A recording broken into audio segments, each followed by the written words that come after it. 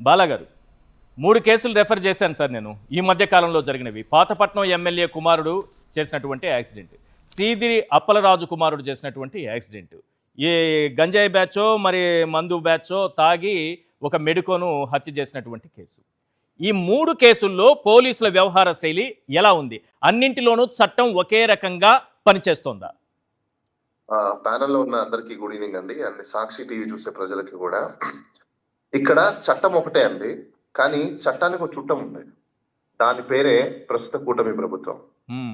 కూటమి ప్రభుత్వానికి సంబంధించిన ఎవరైనా నెక్సెస్ ఉన్నా నెక్సెస్ లేకపోయినా కొంచెం ఇన్ఫ్లుయెన్స్ ఉంది అంటే చాలు. ఆ ఇన్ఫ్లుయెన్స్ ఉంటే మీరు ఏదైనా చేయొచ్చు. ఆంధ్రప్రదేశ్ లో ఇందాక మన రాజేశ్వర రెడ్డి గారు ఒక మాట చెప్పారు, కల్పబుల్ హోమోసైడ్ కాదు, దాని తర్వాత అది ఇంటెన్షన్ ఉంది కాబట్టి మర్డర్ కట్టడానికి స్కోప్స్ ఉన్నాయని చెప్పేసి. అయితే ఇక్కడ పోలీస్ డిపార్ట్మెంట్ లో నేను మళ్ళీ చెప్తున్నా, ఒత్తి చెప్తున్నా, ఇన్ కేస్ ఈ డిబేట్ చూస్తుంటే డీజీపీ కావచ్చు, లేకపోతే ఆ ఏరియా ఎస్పీ కావచ్చు, అది రాజమండ్రి ఎస్పీ కావచ్చు, మళ్ళీ చెప్తున్నా, ఓపెన్ స్టేట్మెంట్ గా చెప్తున్నాను, పోలీస్ డిపార్ట్మెంట్ లో ఇన్కాంపిటెన్స్ ఉన్న పోలీస్ ఆఫీసర్లు ఎక్కువ ఉన్నారు.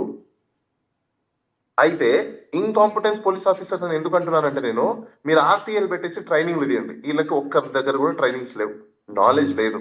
ఎందుకు లేదని కూడా చెప్తాను. ఏం నాలెడ్జ్ ఉందో తెలుసా? ఇక్కడ మీకు ఒక కేసుని రాజకీయ పార్టీ, అధికారంలో ఉన్న పార్టీ చెప్పిన విధంగా చెప్పినట్టుగా వాళ్ళకు అనుకూలంగా మార్చి రాసే కెపాసిటీ ఉన్న ఏకైక ట్రైనింగ్ మాత్రమే తీసుకున్నారు. చట్టపరంగా కేసు ఫ్యాక్ట్స్ ప్రకారంగా, ప్రైమా ఫేసి ప్రకారంగా, మైలిషియస్ ఇంటెన్షన్, అదే మెన్స్రియా యాక్టర్స్రియా ప్రకారంగా చేయరు.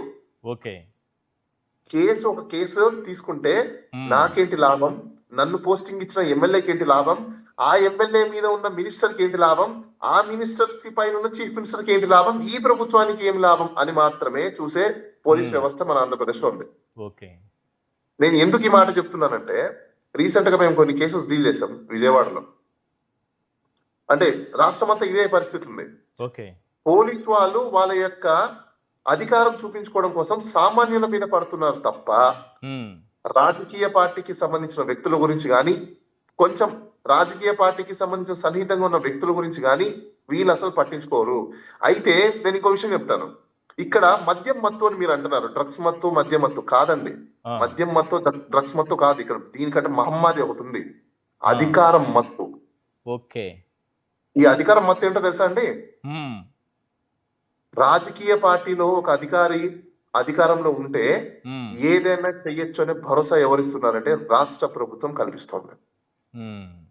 ఈ రాష్ట్ర ప్రభుత్వము సైకాలజీ, ఆంథ్రపాలజీ అనే 2 సబ్జెక్టులు ఉంటాయి. అది చాలా ఇంపార్టెంట్. ఎందుకంటే దాన్నే మెన్స్రియా యాక్టర్స్రియా అని అంటాం మనం లీగల్ పరిభాషలో. అంటే ఇంటెన్షన్ అని ఉంది చూసారా, ఈ ఇంటెన్షన్ ని ఎవరు నేర్పిస్తున్నారో తెలుసా? రాష్ట్ర ప్రభుత్వం నేర్పిస్తోంది. ఏ విధంగా తెలుసా? ఇప్పుడు వాళ్ళు మద్యం మత్తులో మొదట నిర్లక్ష్యంగా, తర్వాత ఇంటెన్షనల్లీ చంపాలి అని బుద్ధి చంపేశారు. ఇందులో రాష్ట్ర ప్రభుత్వం ప్రమేయం ఏముంటది?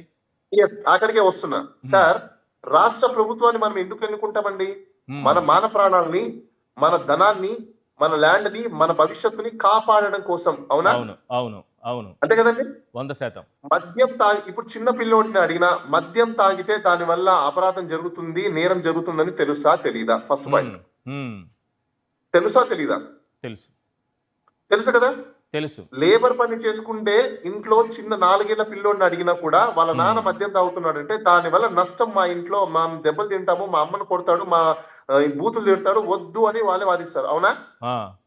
అలాంటిది ఫాదర్ ప్లేస్ లో ఉన్న రాష్ట్ర చీఫ్ మినిస్టర్, రాష్ట్ర ప్రభుత్వము ప్రజల గురించి ఎంత ఆలోచించాలి?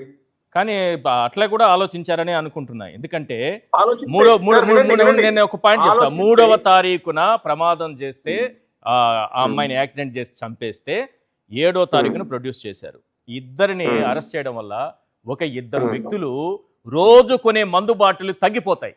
అంటే సేల్స్ పడిపోతుంది 2 వ్యక్తుల వల్ల. వాళ్ళని 2 రోజులు 3 రోజులు పోలీసులు అదుపులో ఉంటే ఏమవుతుంది? వాళ్ళు రోజు ఎంత తాగేవాళ్ళు? రోజుకు 2 క్వార్టర్లో, 3 క్వార్టర్లో, 5 క్వార్టర్లో, ఒక ఫుల్ బాటిల్లో, 2 ఫుల్ బాటిల్లో మనకు సేల్స్ పడిపోయినట్టే కదా. కాబట్టి ఇలాంటి వాళ్ళని బయట వదిలేస్తే సేల్స్ పెరుగుతాయి. మనకు కావాల్సింది అది. మరి ప్రభుత్వాన్ని మీరు ఎలా దీంట్లో ఇన్వాల్వ్ చేస్తారు? ప్రభుత్వం మన వైపు నుంచి ఆలోచించే ఆదాయం పెరగాలని చూస్తోంది కదా. కాకపోతే మీ అందరికి తెలియని విషయం ఏంటంటే, ఇప్పుడున్న ప్రభుత్వాలకి, రాజకీయ నాయకులకి, రాజకీయ పార్టీలకి తెలియని విషయం ఏంటంటే, income source or revenue development కాదండి object of the country. Hmm. Peace and tranquility of the human being is very important. డబ్బులుంటే మనం బతకం సార్, ఇది గుర్తుపెట్టుకోండి. ఓకే. డబ్బులుంటే మనం బతకము, మన ప్రాణం ఉంటే మనం బతుకుతాం. మన ప్రాణానికి కావాల్సిన ఏం కావాలి? ఫస్ట్ ఇప్పుడు ఆక్సిజన్ ఇద్దరు కావాలి, వ్యక్తులు నీరు జైలుకు కావాలి, పోవడం వల్ల నీరు కావాలి. ఇద్దరు వ్యక్తులు కొనే మందు బాటిల్లో సేల్స్ పడిపోయింది. అంటే మీరు మనం దానికి బాధపడాలి. ఈ రోజు ఈ రాష్ట్రంలో బాధపడే వాళ్ళ తీరు అలా ఉంది సార్, మందు తీరు అలా ఉంది. రాష్ట్ర ప్రభుత్వానికి మాన ప్రాణాలు అక్కర్లేదు, ప్రజలు అక్కర్లేదు, మాకు సేల్స్ డబ్బులే కావాలి. కావాలంటారా? అయ్యప్ప స్వామి మాలలు వేసుకోవడం వల్ల నాకు లిక్కర్ సేల్స్ పడిపోతుందని ముఖ్యమంత్రి గారే అంటే గతంలో ఏం చెప్పాలి ఇంకా? అదే సార్, అంటే రాష్ట్ర ప్రజలంతా తెలుసుకోండి. సాక్షి టీవీ చూసే ప్రతి రాష్ట్ర ప్రజలు, అలానే సాక్షి టీవీ చూడని వాళ్ళు కూడా మీరు తెలుసుకోండి. రాష్ట్ర ప్రభుత్వానికి తెలిసినా కూడా మద్యం ఎక్కువ అమ్మడం వల్ల, మద్యం విచ్చలవిడిగా ఇవ్వడం వలన ప్రజల్లో మాన ప్రాణాలు, దొంగతనాలు, దోపిడీలు, అలానే ప్రతి వ్యక్తికి కూడా ఒక కోపాన్ని క్రియేట్ చేసే ఒక ఆంథ్రపాలజీ, సైకాలజీ పెరిగిపోతుందని తెలిసినా కూడా ఇంకా దాన్ని కొనసాగించి ప్రోత్సహిస్తుంది. అంటే ప్రభుత్వం వాంటెడ్లీ మిమ్మల్ని చంపడానికి వేస్తున్న ఒక ప్లాన్. దాని ఏమంటా నేను, ఒక ప్లాన్ అంటాను. ఎందుకంటే గుడ్ ఫెయిత్ అనేది ఒకటి ఉంటుంది సార్ లాలో.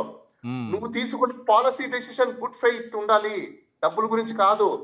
ఒక మనిషి యొక్క బతుకి కోసం, ఒక మనిషి యొక్క ప్రాణం కోసం, ఒక మనిషి యొక్క భవిష్యత్తు కోసం, ఒక మనిషి యొక్క ఎదుగుదల కోసము నీ యొక్క పాలసీ ఉండాలి, నీ యొక్క డెవలప్మెంట్ ఉండాలి, నీ యొక్క థింకింగ్ ప్రాసెస్ ఉండాలి, నీ యొక్క ఎవాల్యుయేషన్ మైండ్ ఉండాలి. అంటే ఎందుకోసము మనం ఇవన్నీ కావాలి అంటాము అంటే, వీళ్ళకి చాలా కేసులు చూసాం మనము, కిక్ ప్రోకో అని చెప్పేసి అని, స్కామ్లు అని చెప్పేసి అని. ఎందుకు చేస్తారు ఇవన్నీ? నీ పాలసీ. ఇప్పుడు మనం ఢిల్లీ లిక్కర్ స్కామ్ చూసాం. ఇప్పుడు మన ఆంధ్రప్రదేశ్ లోనే వైఎస్ఆర్సీపీ మీద గత ప్రభుత్వంలో లిక్కర్ పాలసీ తీసుకొచ్చారు. ఆ పాలసీ మీద స్కామ్ అని చెప్పేసి అని కేసు పెట్టారు కదా. అవును. ఎందుకు పెట్టారు? మీ ఇంటెన్షన్ బాగలేదు, కొన్ని బ్రాండ్లని మీరు ఇవ్వలేదు అని చెప్పి కేసు పెట్టారు. అంటే వేరే బ్రాండ్ మైండ్ బాగలేదు, మీ పాలసీ బాగలేదు అని చెప్పి కేసు పెట్టారు. ఇప్పుడు వీళ్ళ పాలసీ కూడా ఏంటి? వీళ్ళ పాలసీ లిక్కర్ ని పెంచండి, లిక్కర్ ని అమ్మండి, తద్వారా జనాలు తాగండి, తాగిన తర్వాత మనుషుల యొక్క ప్రాణాల దగ్గర లేకపోతే యాక్సిడెంట్ చేయడమో, లేకపోతే కర్నూలు దగ్గర బస్సు ప్రమాదం కూడా అదే కదా సార్, వాళ్ళు తాగే కదా ఇద్దరు యువకులు సార్. ఇప్పుడు బైక్ యాక్సిడెంట్ అయి బస్సు బైక్ కింద పడి మొత్తం పోయారు. సార్ వాహనం వెనకాల ఆర్టీఓ ఒకటి రాస్తారు సార్, ఏమని? మద్యం తాగి మీరు డ్రైవింగ్ చేయొద్దని అని రాస్తాడు. అవునా? అవును. ఎందుకు రాస్తారు సార్? అలానే ప్రభుత్వము మీరు మద్యం కొనకండి, మద్యం తాగకండి ఎందుకు పబ్లిసిటీ చేయట్లా? మీరు తాగితే చచ్చిపోతారు, మీరు తాగితే యాక్సిడెంట్ అవుతాయి అని ప్రభుత్వం ఎందుకు పబ్లిసిటీ చేయట్లేదు? నా క్వశ్చన్ సార్. రాష్ట్ర ప్రభుత్వానికి చీఫ్ మినిస్టర్ మీ ద్వారా నేను ఒక ప్రశ్న ఇస్తున్నా. మీరు రేపు పేపర్ లో ప్రజల్ని దృష్టిలో పెట్టుకొని నిజంగా మద్యం తాగితే మీ ప్రాణాలు పోతాయి, మద్యం తాగితే యాక్సిడెంట్ జరుగుతాయి, అసాంఘిక కార్యకలాపాలు జరుగుతాయి, ఇట్లాంటి ఘటనలు జరుగుతాయని చెప్పాలి.